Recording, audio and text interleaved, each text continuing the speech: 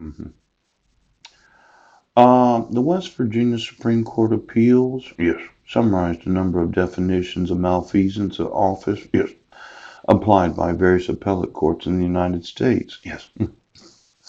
Malfeasance, yes, has been defined by appellate courts in other jurisdictions as a wrongful act which the actor has no legal right to do, yes, as any wrongful conduct which affects, interrupts, or interferes, yes, with the performance of official duty, as an act for which there is no authority or warrant of law, yeah, as an act which a person ought not to do, as an act which is wholly wrongful and unlawful, as that which an officer has an authority to do, and is positively wrong or unlawful, and as the unjust performance of some act which the party performing it has no right or has contracted not to do.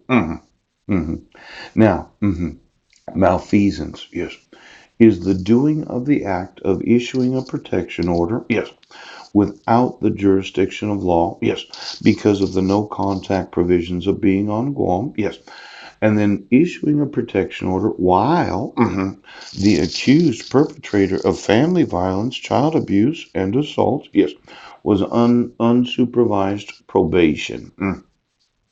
Mm. Now, Brent, you've committed the crime of malfeasance, yes, because the color of law would say that you cannot issue a protection order without listening to the judge that is the authority of the arresting authority where the individual is in the custody of. Now, Brent should have said, no, Mrs. Budnick, we can't issue this temporary protection order because we have to wait to hear what the judge has to say. Now, that's what judges have to do. One judge, yes, is the authority of the custody, yes, of the individual accused of the crimes that he was charged with but dismissed. Yes.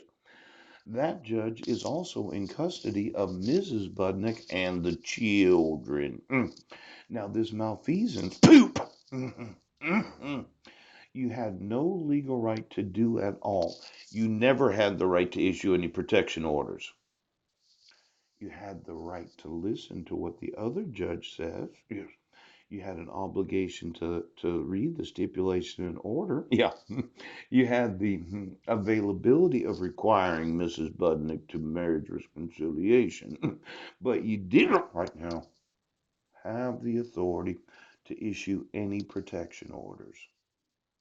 You understand what malfeasance is? Yes. Now, the wrongful conduct which affects, interrupts, or interferes with the performance of the official duty of judge. Yes. Before issuing the dissolution of marriage, right now, Judge Ken Williams had an obligation, yeah, to ask, where's your husband? Well, you living at 1023 Kitchen Dick Road? Yeah. Mm-hmm. And I want a divorce. Pooch. Now, the question should have been, was he arrested on Guam? Yes.